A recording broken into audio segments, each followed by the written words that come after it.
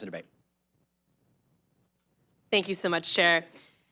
Even if you're not in a union, you can thank a union. And Representative Gant just offered some great examples of that.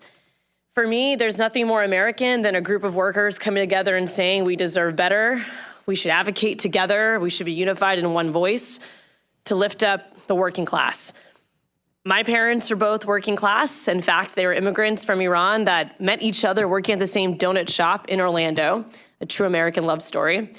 And my dad went to UCF, was able to become an electrical engineer while raising 3 kids on the weekdays, and picked up a second job at Walt Disney World on the weekends just to make ends meet.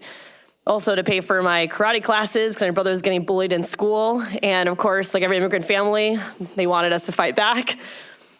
My mom had an accounting degree from Iran she could not use. She worked at Kmart, for those who still remember Kmart. She kept in her wallet her wages, and they never exceeded the minimum wage. And I found that slip when my mom passed away from cancer and cleaning through her things 20-some years ago.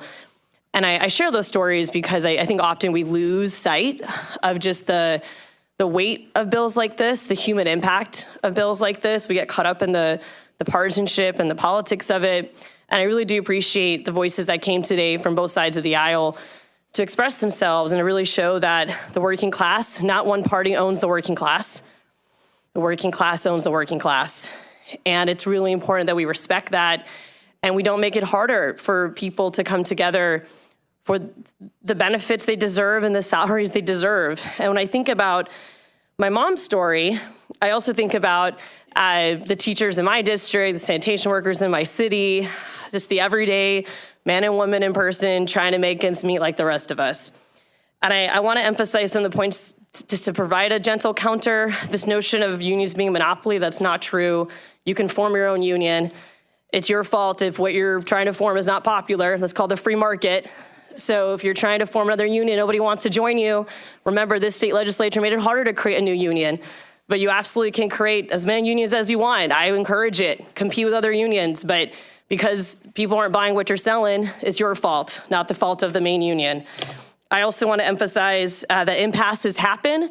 This legislature had an impasse last session. We didn't have a budget till the summer. And it doesn't mean we weren't good at our jobs. It meant that we had debate and disagreements. And that's okay. That's the point of a democracy, is to figure out how we're going to get to the bottom of something to deliver for the people that we're representing, whether we're union leaders or representatives of our district.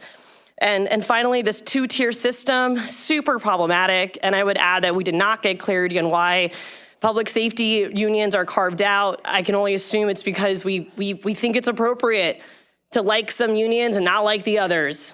That is morally wrong, but it's also illogical. If you think the ability for police and fire to organize is appropriate, then you should think it's appropriate for any other union to do the same. And with that said, to close, just please, members, look away from the partisan divide here.